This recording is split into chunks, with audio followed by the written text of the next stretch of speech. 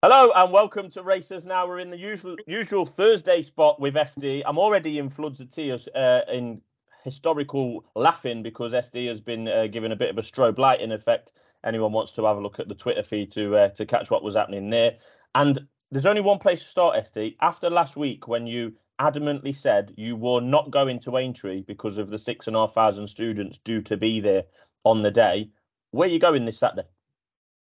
I don't think I quite said that. I think I said I was inclined not to go, but I'm a people person, so therefore I should be going to Aintree on Saturday. If, of course, it's on. So Lika Verma's having a look tomorrow morning, isn't she? 9 o'clock for the national course. I was driving just then, about 20 minutes ago on the motorway. You couldn't get above 70 miles an hour. It was dreadful.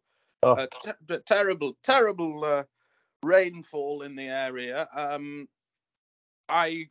They'll do well to get the national course on, and well, if nothing's on, I could be in peril. I could end up at some outpost like Chelmsford. So this is a long way of saying if Aintree's on, you'll be there. That is the working assumption. Yes. Okay. Right. We did 25 minutes last week, SD. So we still want to get it below 20. I think you've got the story of your life, sir, as short as possible. Yes, I think you've got a dozen to go at this week. Shall we have a mention of last week where you didn't pick any winners, or do you want to just brush by that? No, we did pick a winner. Oh yeah, you did have a winner at here. Yes. Fake news. Yeah, well, a loss on the week. Right. Anyway, right. The couple of main meetings Saturday, Wincanton for their biggest day of the year, and Aintree, they might be going over the national fences if they're lucky. We'll start at Wincanton, 1:15. I've got all your racers lined up along the top there. Tell me what you're backing. Tell me why. Well, this is a Class 4 handicap. I think there's a lot of horses.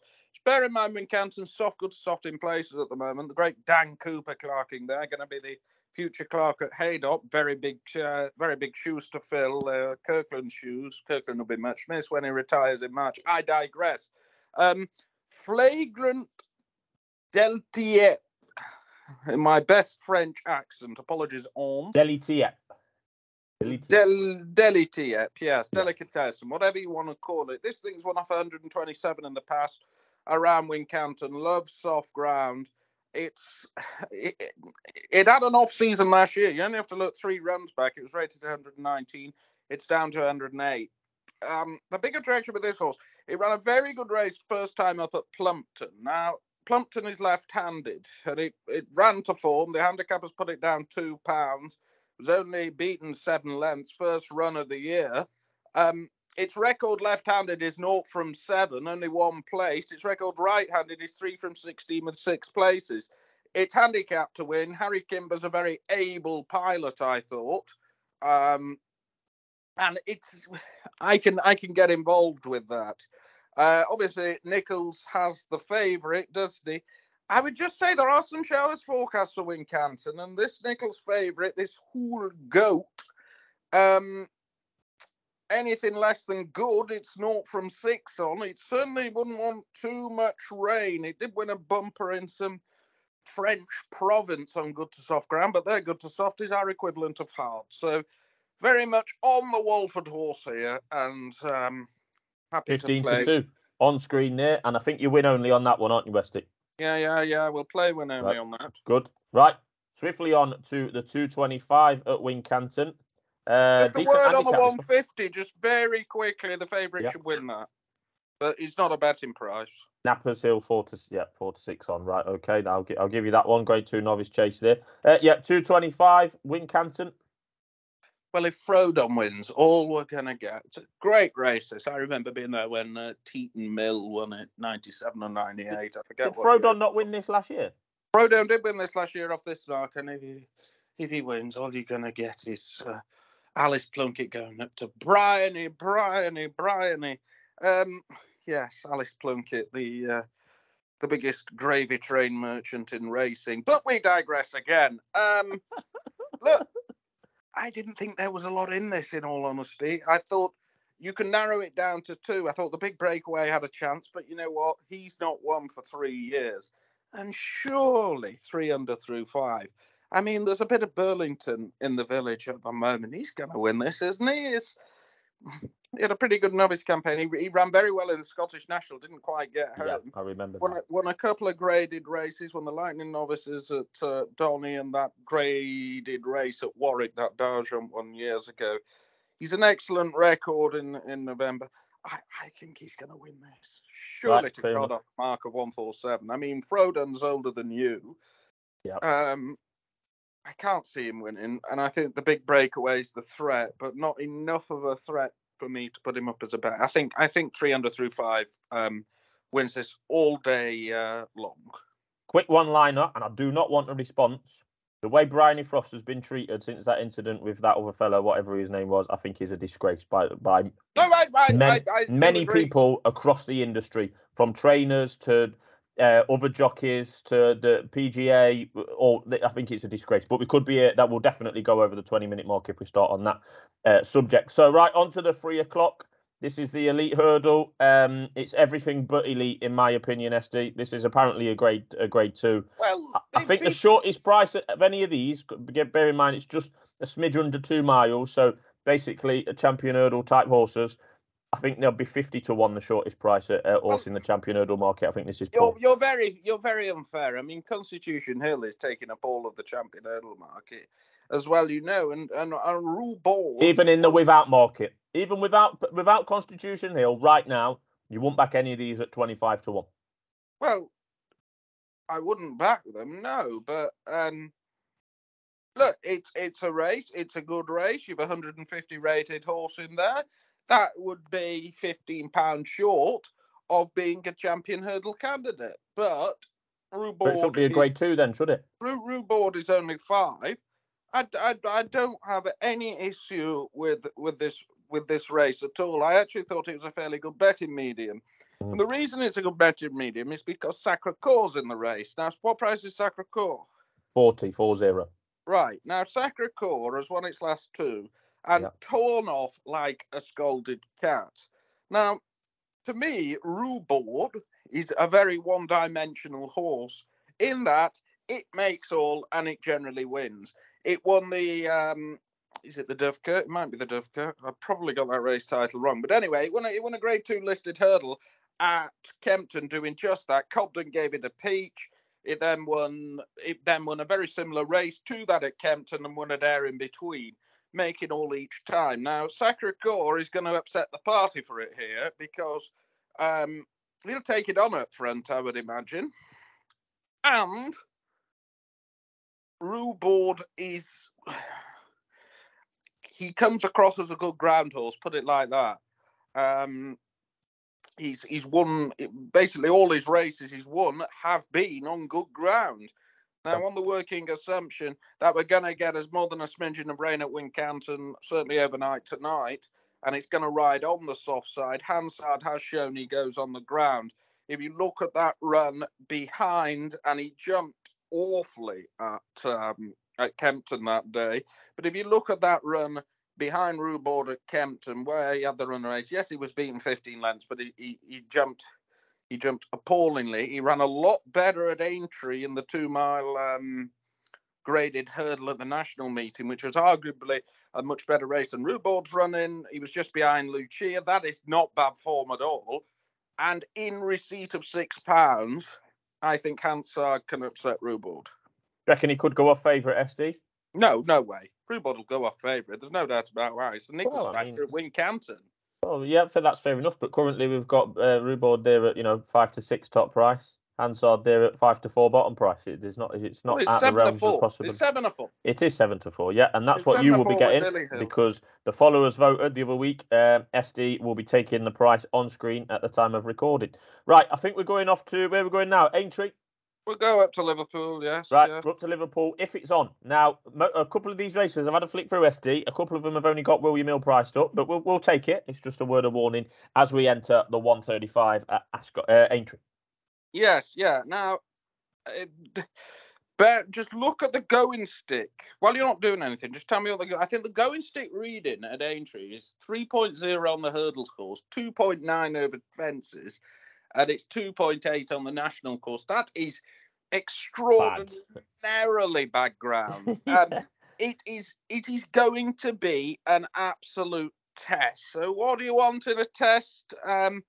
You want a slogger, don't you? Someone who stays longer than you know who. One who stays longer than the mother-in-law. Exactly. So, this one of Willie Mullins is Ikara Len. It is by no means proven at the trip, and it is priced solely because it is Willie Mullins's. I cannot believe they're gonna, even if he was well handicapped, and I'm not convinced about that. I can't believe they're gonna blow a mark of 142 in a Pertemps qualifier. Look, Imperial Merlin's race at Ayr worked out really well, but the eye is drawn to Remastered, who loves nothing more than a slog. He's running this race the last 2 years. He was third 2 years ago. He won it last year. I mean, this horse loves soft ground. He's a heavy ground winner in the past. I think he'll slog this out. You might say it's a Hennessy prep. You might not, but I think he's the bet in this. And I was surprised he was 13-2. What's happened on his last 2 starts there, Esty? I'm not too bothered. No, but the wheels. No, the wheels fell off, and the wheels, can fall off from time to time. I think it's fair to say that he's a better horse in the early season. Yeah. He won. He was second in the Hennessy last year. He won this. The year before, he was third. He was third here over hurdles. He fell in the Hennessy when he was going well, and then he was second in the Tommy Whittle. He's a better horse in the early season. I think he's got everything going for him, and he's surely got a pretty good chance in this. Nothing much else appealed that much. I mean, if Bushy Park had been put up I was thinking they might put him up at 33s. He'll go on the ground all right, but he's only 10-1. So yeah, we can leave him well alone. Okay, fair enough. Right, we'll move swiftly on to the 210 at Aintree. Yeah, this is a chase, so different to the last race, but over 2 mile chase. Like you say, going to be very, very testing. It is going to be very, very testing. Now, I backed Mr. Chewy, actually, when he won first time out at Aintree, and he won very well. Just a note on the chases and to an extent the hurdle races at Aintree. It is forecast to be a sunny day on Saturday, and that does unfortunately mean it isn't the track's fault. But there's nothing you can do. The jockeys will not ride. But there is something you can do. What would you like? Ride them. Do you know what they do in France? They ride them. They do not equate. Right. Okay. For low okay. sun. How is that the track's fault? It's not the. No, it's British Racing's fault. I didn't blame the track. Whose fault is it? Well, obviously we can't control the weather and the sunshine, but in France they do not abandon or amend races because of low sun. They just run them. So you could do that over here if they wanted to. It is entirely the jockey's decision. So if you've got beef, blame the jockeys. Well, we've got jockeys. We've got jockeys deciding whether meetings are going ahead at the likes of Fakenham last week. Haydock, William Buick at Haydock not so long ago. Who's running the show around here? Well, to be fair, they are on horseback doing 30 miles an hour. I actually spoke to Gav Sheehan last week at Wetherby, who was part of the delegate at Fakenham, and he said they were like slaloms going round bends. That may be David Hunter's fault. This certainly isn't Salika Verma's fault. That there may well be fence omissions. Nonetheless, Mr. Shuey won really, really well first time up over fences. Now, the race did rather fall apart. Pembroke didn't jump very well. However, he's certainly not proven on this hock deep ground, and that is a concern. And 2-1 is short enough for one like that. You could argue You Can Tango isn't either proven, but I'll be backing You Can Tango because I think he's a very, very well handicapped horse on some of his graded form last year, and he's built to be a chaser. And do you know what? If they omit some fences for a horse who's never jumped over them before, that's fine by me.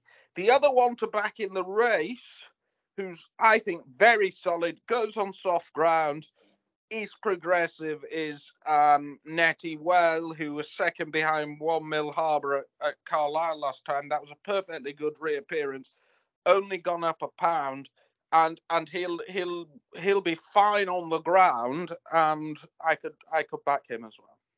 Good, right, 2 in that one. They'll all be in the description as usual, SD. One more at Aintree for you, 2:45. This Yeah, is I the mean, one that should be over the national course if it's on. yeah, I mean, there's all sorts of things going. There's these clowns on Twitter this morning saying, "Will they run the Grand Sefton on the Mildmay?" I mean, I can't see them doing that. The sensible thing to do if the Grand Sefton is unfortunately abandoned, we all know, is just to run it on Beecher Chase Day, because these horses did a very different test. Look, Jess Gill was second in this last year, and I looked at this. It isn't a deep race. Yes, he's £5 higher, but he's won Cincinnati Toy. Well, you're a big advocate of the French form, as we know. Yeah, has been no, but that was on the 19th of September. That's made him a bit fitter.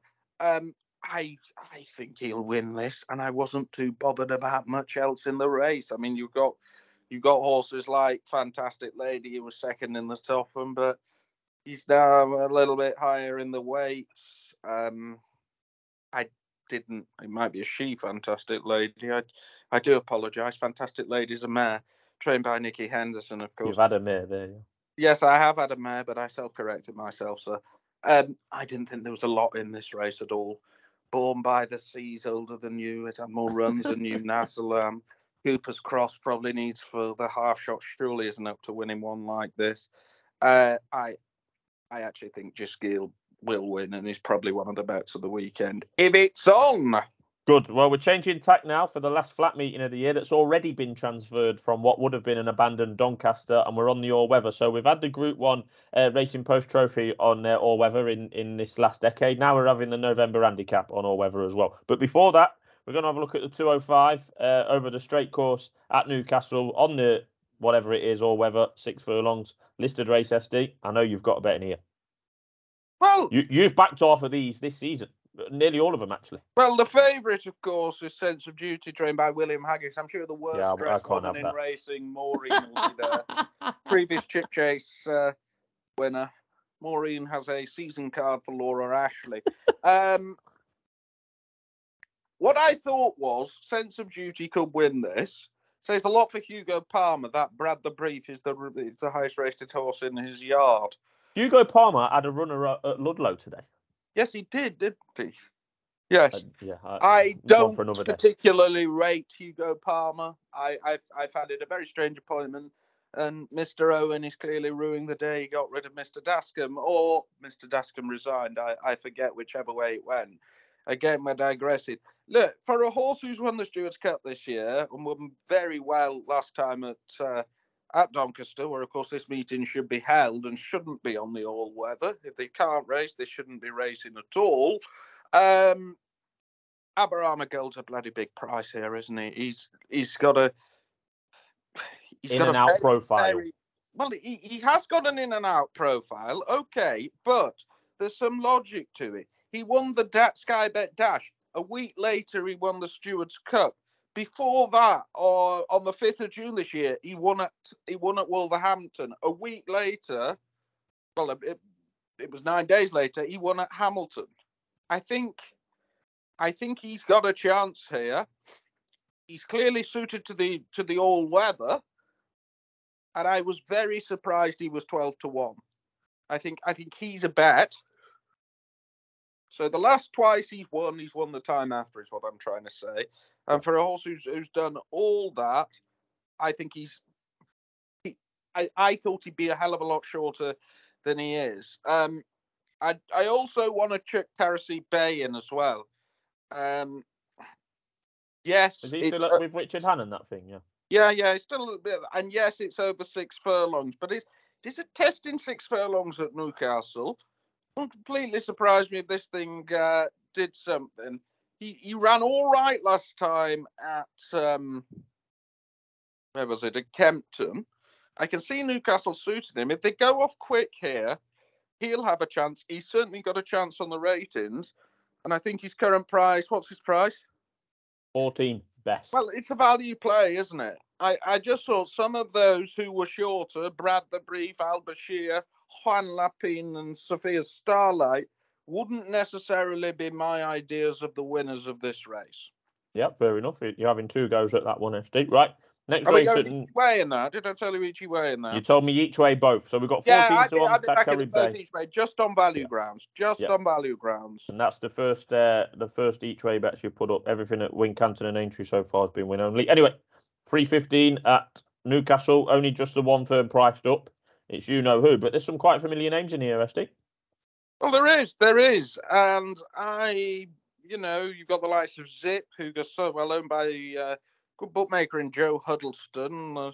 There's Bruin, the favourite for the Haggises. Not a lot, Guido's had an excellent year.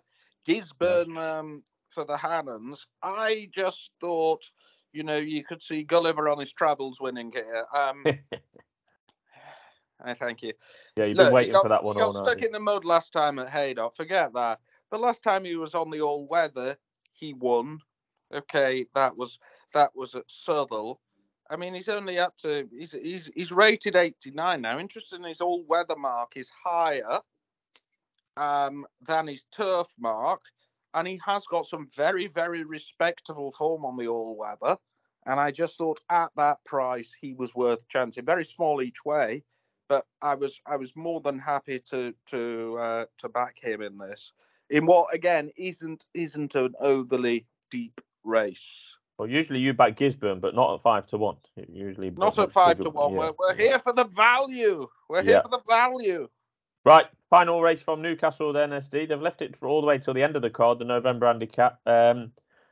Believe it or not, they still run the November handicap in Ireland, the Irish equivalent, in October. But we digress.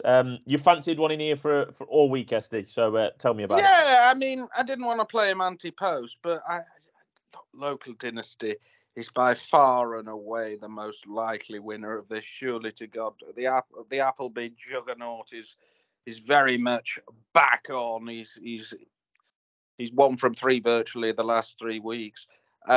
And he was fourth in what is traditionally a very good handicap at the July meeting. Now, some clown in the weekend wrote that he'll have been targeted for this. I think that's absolute rubbish. He's clearly had some sort of problem, but he was third in the D stakes earlier in the year. I like him a lot. I think he'll probably win. And you could say it was case closed there, but then I noticed Pridwin was running. Oh, another one that you follow off a cliff. I do like Pridwin. He's won on the all weather. I don't think he's badly handicapped at all. I'd have preferred this race to be slightly further because I've always thought of him as a potential Ebo horse, but maybe not. But he was running really, really well in the summer, and I've no doubt a mark of 96 certainly isn't beyond him. He might trade quite big in running because that's his style, but I was surprised he was so big in the betting at 25, 5 places. That is very fair, and surely it's standout. Yeah, it's on screen. It's standout price and standout place terms. So yeah, 25 to 1 each way. The Pridwin. It did not surprise me at all when you lent towards that one. But yeah, Local Dynasty for the win. As usual, SD, you normally put one up at Kelso. The last time you put a horse up at Kelso at 1 at 11 to 1, and you've got your eye on one in this 250. Currently no prices, but don't be put off by that because last time SD put up one with no prices. It went in at 11 to 1. Advised on Twitter on the Friday night and duly won. So hopefully this one will win as well. But tell me where you're going in the 250 at Kelso. Well, it's If It Runs. Let me tell you a story about a horse in this. Millie of Mayo has run 4 times this year and has been declared a non-runner on 6 occasions. So it's been entered. So it's turned up on the day 10 times and been a non-runner 6 times. Correct. I've never known a horse like it. On what basis? Oh, there's all sorts of things. Usually or something like that. Yeah. I think there's a fairly dry forecast at Kelso. I certainly wouldn't want the ground softer than this, but there's some form there, which he should be. He's rated 83 now. I refuse to think of a man of the stature of Nicky Richards having this 83 rated animal unless he thought something of it. Let me tell you, I was at Hexham on the 6th of October and he was declared to run and it absolutely pulled it down. He was hammered in the betting that morning. I think, again, his form figures aren't particularly inspiring. He was 7th last time at Perth.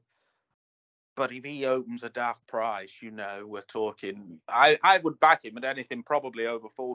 If he opens double figures, it's hey, the like forecast hey, price, according to Oddschecker, the forecast price, which could be basically picked at random, is showing at 12-1 currently. But we will have to wait until Kelso High Street. It's 12-1. Right, well, we'll wait until 5 or 6 o'clock on Friday night, like we usually do. Well, You'll send me a text. I'll send a tweet out about it, and we'll all get on. But let me tell you, he will not be going off at 12-1.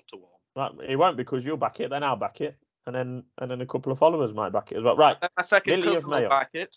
My third cousin will back it. Just a quick word.